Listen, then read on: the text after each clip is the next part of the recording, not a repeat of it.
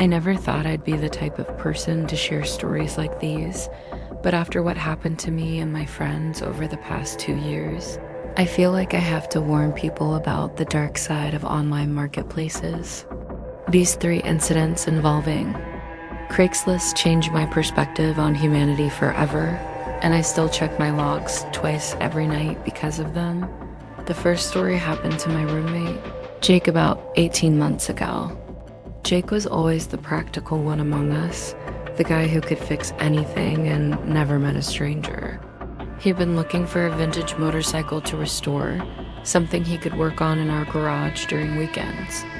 After weeks of searching dealerships and coming up empty-handed, he turned to Craigslist. That's where he found the listing that would haunt him for months afterward. The ad was simple enough. A 1978 Honda CB 750 for sale, priced well below market value. The photos showed a bike that needed work but had good bones, exactly what Jake was looking for. The seller, who went by the name Marcus, claimed he was moving cross-country and needed to get rid of it quickly. They arranged to meet at a storage unit facility on the outskirts of town, about 30 miles from our apartment. Jake drove out there on a Saturday afternoon in late October. The storage facility was one of those sprawling complexes with hundreds of identical orange roll-up doors stretching out in long rows. He told me later that the place felt wrong from the moment he pulled into the parking lot. It was too quiet, even for a weekend. Most of the units looked abandoned, with rust stains running down from the locks and meats growing up through cracks in the concrete. Marcus was already there when Jake arrived, standing next to Unit 247 with the door already rolled up about 3 feet. He was a tall, thin man in his 40s with prematurely gray hair and eyes that Jake described as being too pale, almost colorless. Marcus seemed friendly enough, shaking Jake's hand and making small talk about the weather, but something about his smile didn't reach his eyes. The motorcycle was there, just as advertised, sitting in the dim interior of the storage unit. Jake had to crouch down to get a good look at it under the partially open door. As he examined the bike, running his hands over the engine and checking the tires, he became aware of other shapes in the darkness behind the motorcycle. At first, he assumed they were just typical storage items, boxes and furniture covered with tarps. But as his eyes adjusted to the dim light filtering in from outside, those shapes began to look wrong. Too angular in some places, too curved in others.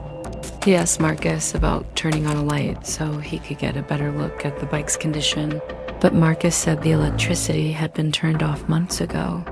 Instead, he suggested Jake use the flashlight on his phone. When Jake turned on his phone's light and swept it across the storage unit, he saw something that made his blood run cold. Hanging from hooks along the back wall were what looked like mannequins, but they weren't the clean, plastic kind you'd see in store windows. These were old, yellowed, and some were missing limbs. Worse than that, they were all wearing clothes. Real clothes that looked worn and lived in. A sundress with a floral pattern, a business suit with a coffee stain on the lapel, a child's soccer uniform with grass stains on the knees. Jake tried to keep his composure, focusing on the motorcycle and asking technical questions about its history and maintenance.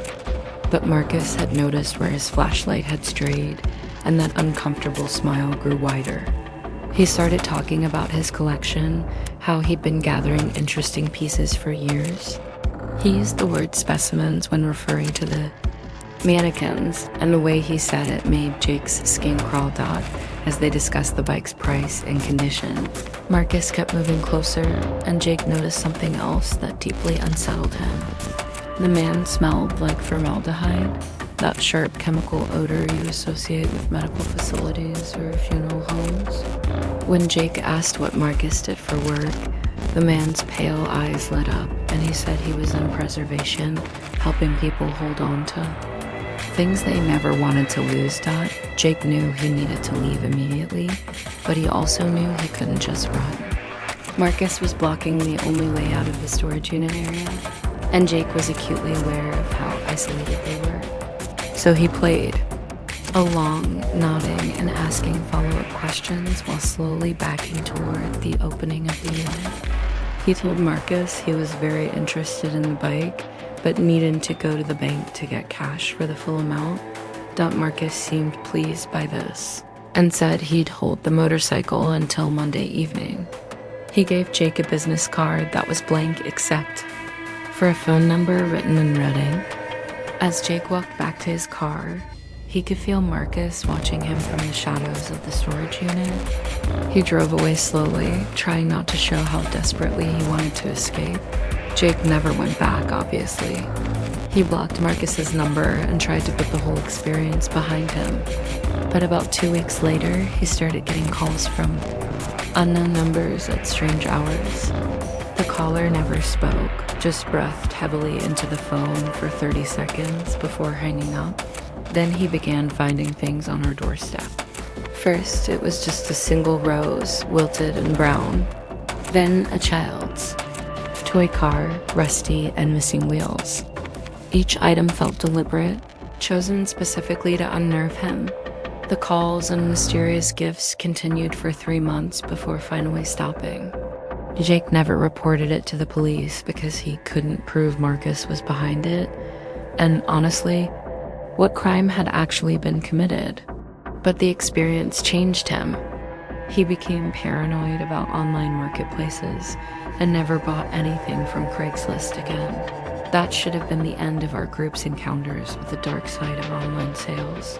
But unfortunately, it was just the beginning.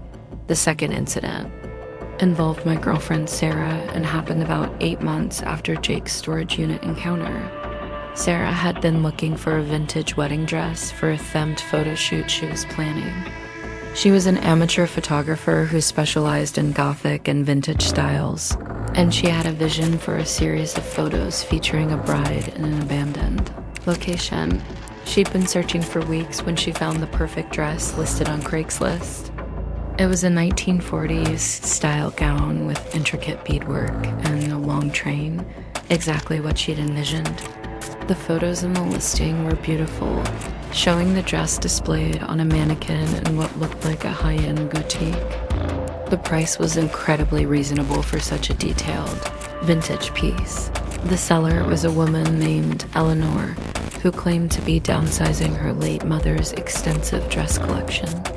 Eleanor's messages were always very formal and proper, filled with details about the dress's history and provenance. She said it had been her mother's wedding dress, worn only once in 1943, before being carefully preserved for decades. Eleanor insisted they meet at her mother's old house rather than a public location, explaining that she had several other pieces Sarah might be interested in seeing. The address was in an older neighborhood about 20 miles from downtown, an area known for its historic homes and tree-lined streets. Sarah drove there on a Thursday evening in early spring. The house was a beautiful Victorian-era home with ornate woodwork and a wraparound porch, exactly the kind of place where you'd expect to find a collection of vintage clothing.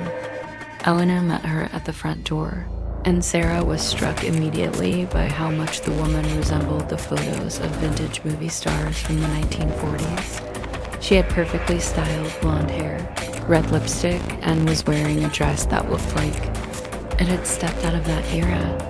Eleanor was gracious and welcoming, leading Sarah through rooms filled with antique furniture and family photographs dating back generations. The house smelled like lavender and old wood, comforting and nostalgic. Eleanor served tea from a delicate china service while they discussed the dress and Sarah's photography project. The wedding dress was even more beautiful in person, displayed in a guest bedroom on a vintage mannequin. The beadwork caught the light from an old crystal chandelier, and the silk fabric had aged to a perfect ivory tone. Eleanor told stories about her mother's wedding day, how happy she'd been despite the wartime circumstances, how she danced until dawn in that very dressed out. As they talked, Sarah noticed something odd about the photographs scattered throughout the house. In the older ones, from what appeared to be the 1940s and 1950s, there were pictures of a beautiful young woman who looked exactly like Eleanor. Not similar to Eleanor, but identical. When Sarah commented on the remarkable family resemblance, Eleanor smiled and said jeans were a powerful thing. Sarah tried on the dress in the bedroom, and it fit perfectly, as if it had been tailored specifically for her measurements. Eleanor insisted on helping her with the many small buttons and adjusting the way the fabric fell. As she worked, Eleanor kept talking about her mother, but the stories began to feel repetitive and strange. She would tell the same anecdote about the wedding day, using almost identical phrasing each time. When Sarah looked at herself in the antique mirror, Eleanor standing behind her adjusting the dress, she noticed something that made her stomach drop. In the reflection, Eleanor's face looked different somehow, older and more drawn, with dark circles under her eyes that hadn't been visible before. But when Sarah turned around to look directly at Eleanor, the woman appeared normal again. That same 1940s movie star beauty. Sarah decided to purchase the dress, though she was feeling increasingly uncomfortable. Eleanor insisted on wrapping it in tissue paper and an old dress box, taking great care with each fold and crease. As she worked, she kept talking about how wonderful it was that the dress would be worn again, how her mother would be so pleased to know it was going to someone who would appreciate its history. The transaction seemed straightforward enough. But as Sarah was preparing to leave, Eleanor made an odd request. She asked if Sarah would send her the photographs from the shoot when they were finished, specifically any photos where Sarah was wearing the dress. She wanted to add them to the family album, she said, to continue the dress's story. Sarah agreed, though something about the request fell off. She loaded the dress box into her car and drove home, checking her rearview mirror more often than usual. The entire drive, she couldn't shake the feeling that something was watching her, though the roads were largely empty. When she got home and opened the dress box, the first thing that hit her was the smell. Underneath the lavender sachets Eleanor had included, there was another odor, something musty and unpleasant that reminded Sarah of old flowers and dust. As she lifted the dress from its wrapping, she noticed small dark stains on the inside of the bodice that hadn't been visible in Eleanor's well-lit house. Sarah decided to have the dress professionally cleaned before the photo shoot, thinking the stains were just age spots or old perfume. But when she took it to the dry cleaner, the woman behind the counter went pale after examining the dress closely. She refused to take it, saying the stains looked like old blood stains that had set into the fabric over decades. She recommended Sarah take it to a specialist in vintage restoration instead. Disturbed but still hoping to salvage her photo shoot idea, Sarah took the dress to a vintage clothing expert across town. The elderly man who ran the shop had been working with historical garments for 40 years, and his reaction to the dress was immediate and alarming.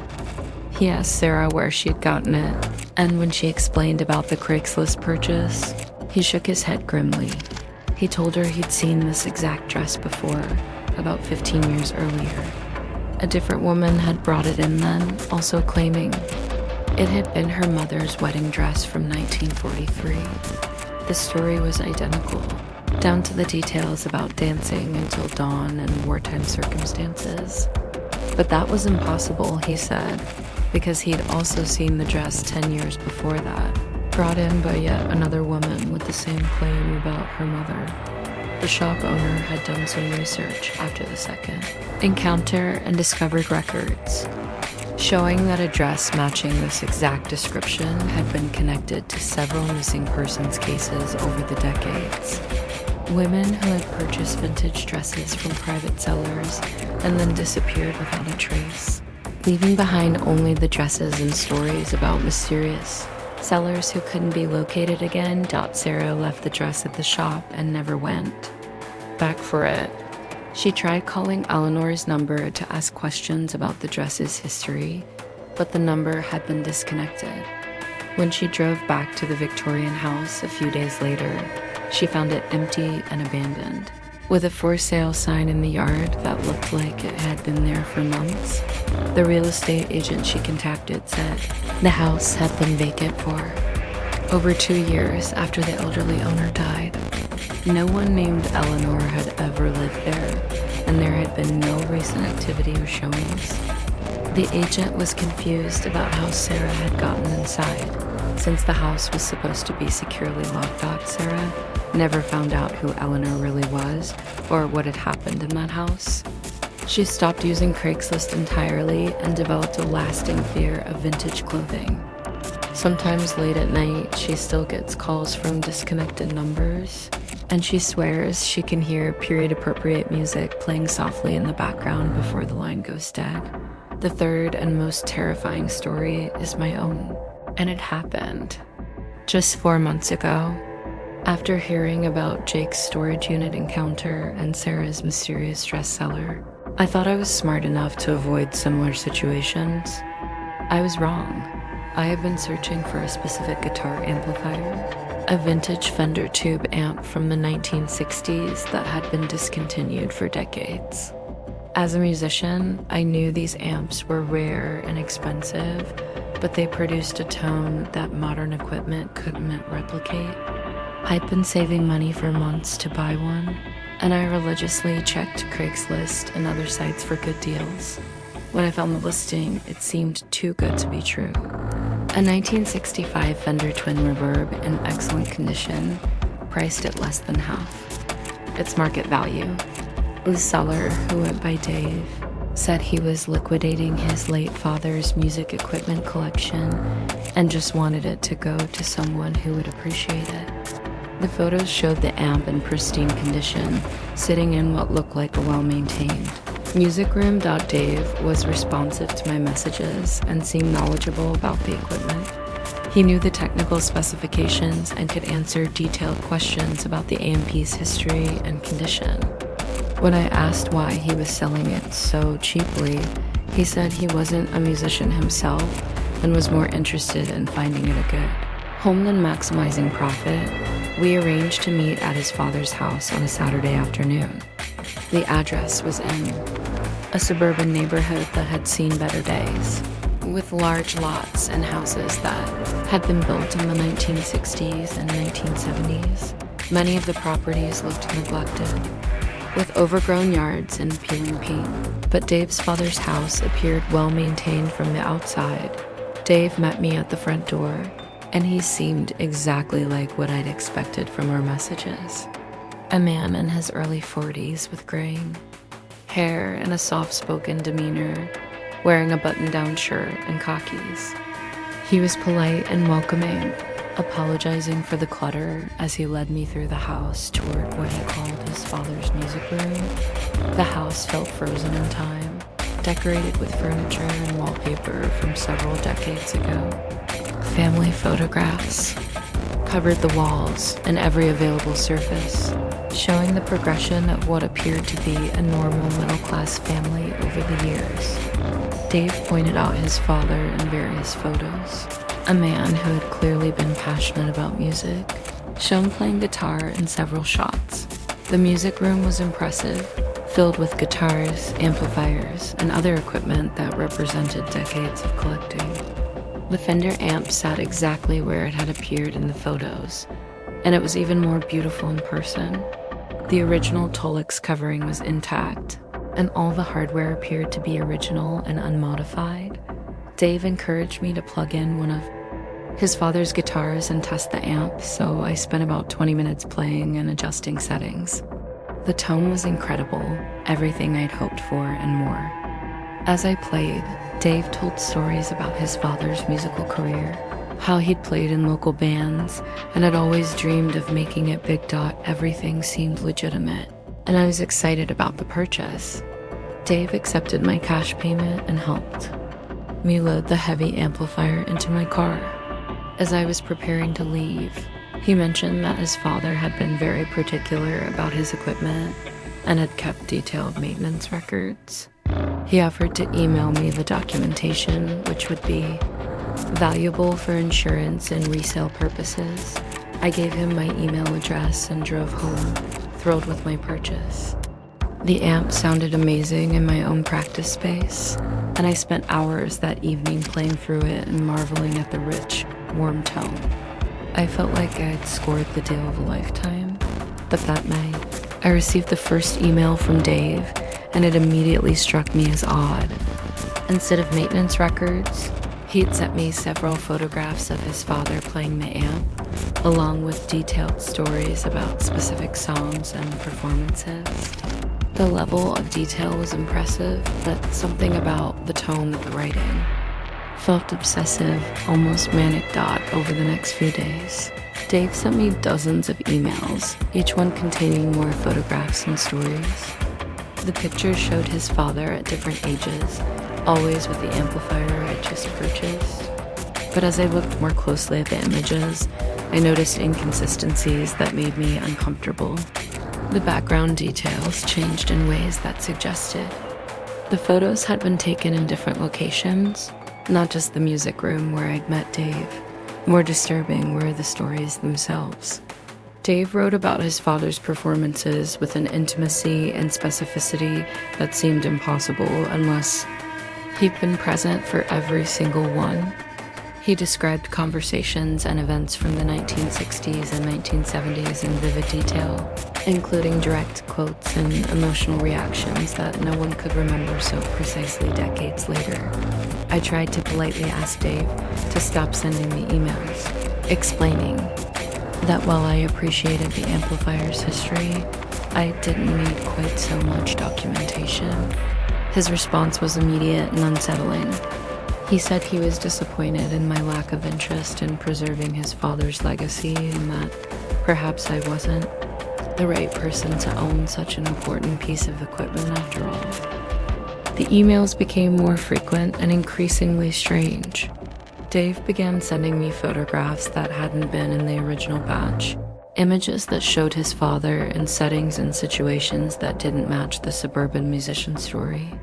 In some photos, the man was performing in what looked like underground venues with bizarre staging and audience members whose faces were obscured or distorted. Then Dave started calling. The first few calls were during normal hours, and he would talk obsessively about his father's music career, repeating stories I'd already heard and adding new, increasingly disturbing details. He talked about performances that had gone wrong, audiences that had reacted violently, and equipment that had been damaged in what he described as ritualistic ways. The calls began coming at all hours, including the middle of the night. Dave's voice started to change, becoming more strained and excited as he told stories that made less and less sense.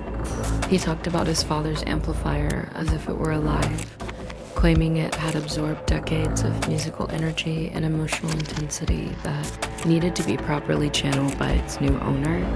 I stopped answering Dave's calls, but he left increasingly long and disturbing voicemails.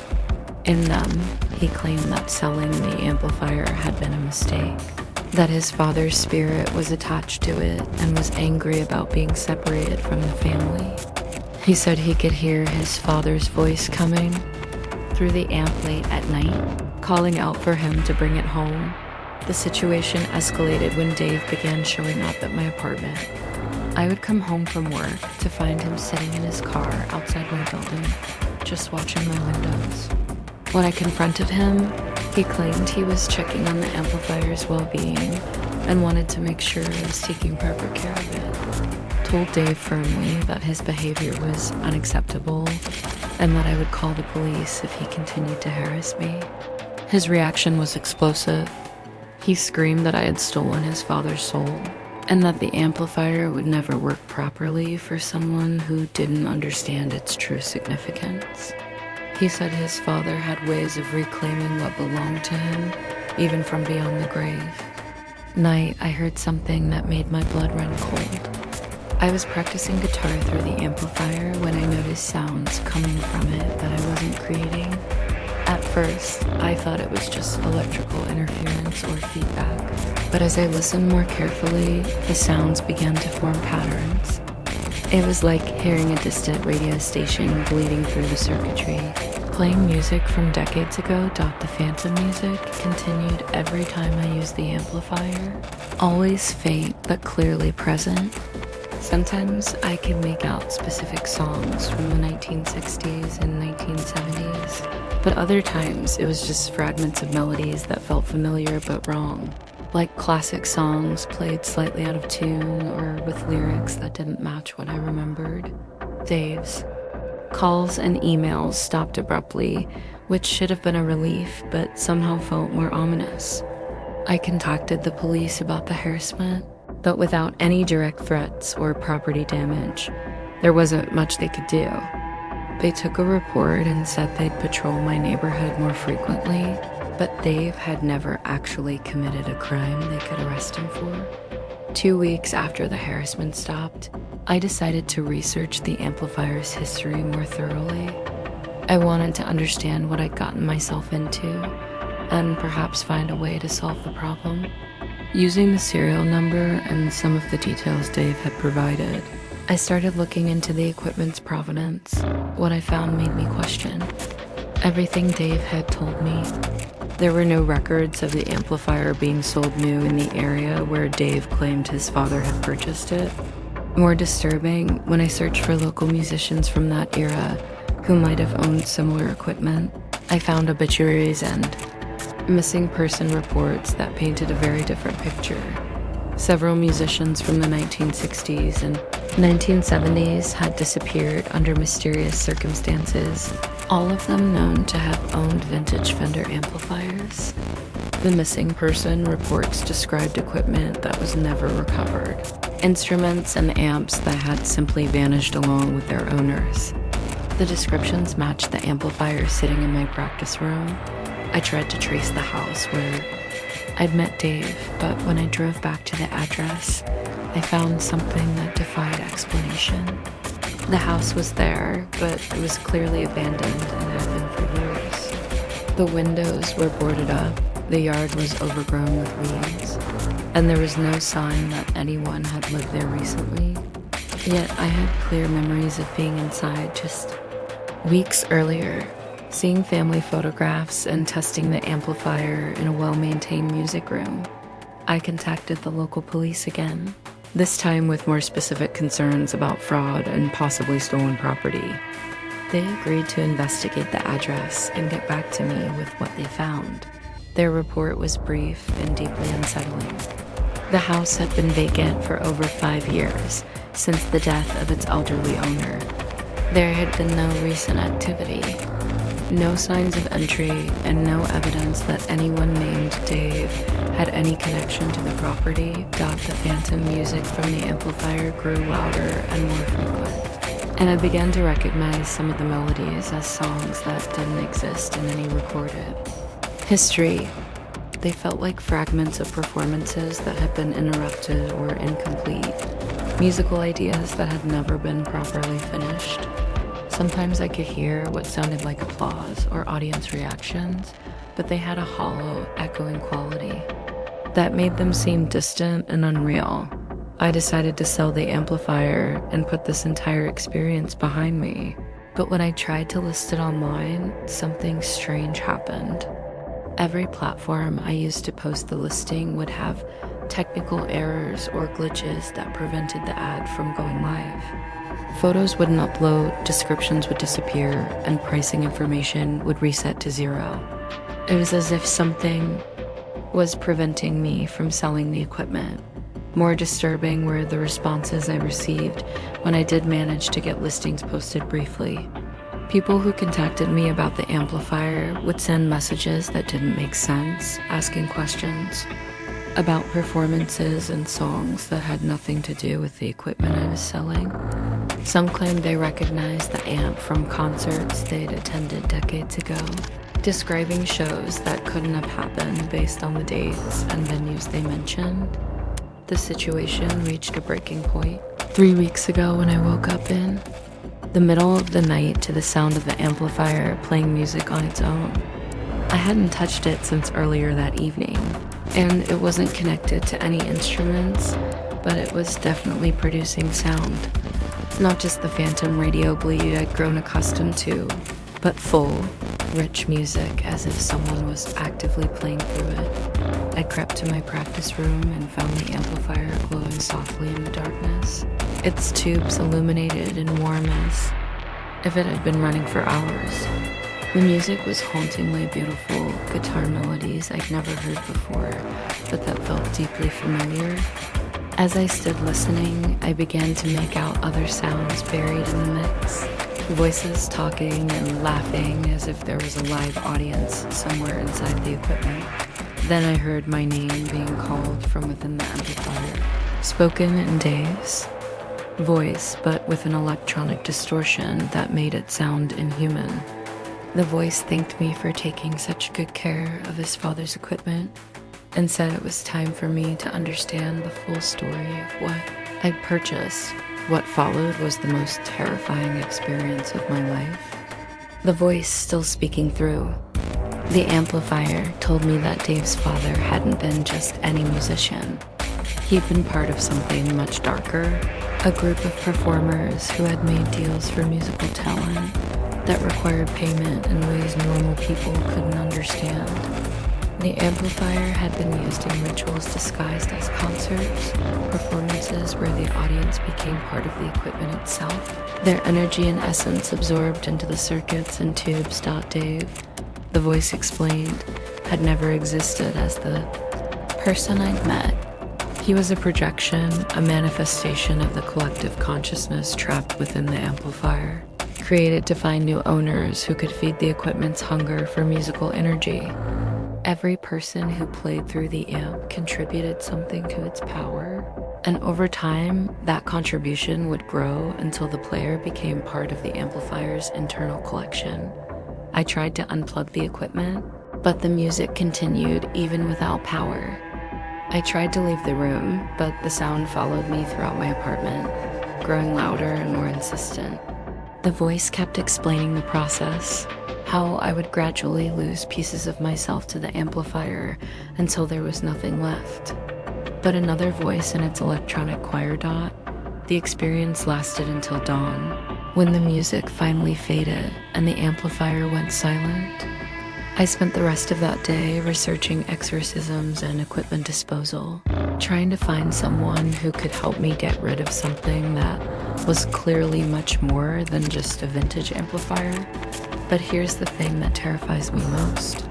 Even knowing what I know now, even after experiencing the supernatural harassment and learning about the equipment's dark history, I still can't bring myself to destroy the amplifier. When I play through it, the tone is so perfect, so rich and warm and musical, that it feels like a waste to give it up. Every time I decide to get rid of it, I end up plugging in my guitar for just one more session, telling myself I can handle whatever consequences might come. The phantom music has become part of my daily routine, and sometimes I find myself trying to play along with the melodies I hear bleeding through from whatever dimension or time period the amplifier connects to. My playing has improved dramatically since I acquired the equipment, but I've also noticed gaps in my memory. Periods where I'll sit down to practice and then suddenly realize hours have passed without my awareness. Dave's emails have started again, but now they're coming from my own email address. Messages I don't remember writing that talk about my progress as a musician and how pleased his father is with my dedication to the craft.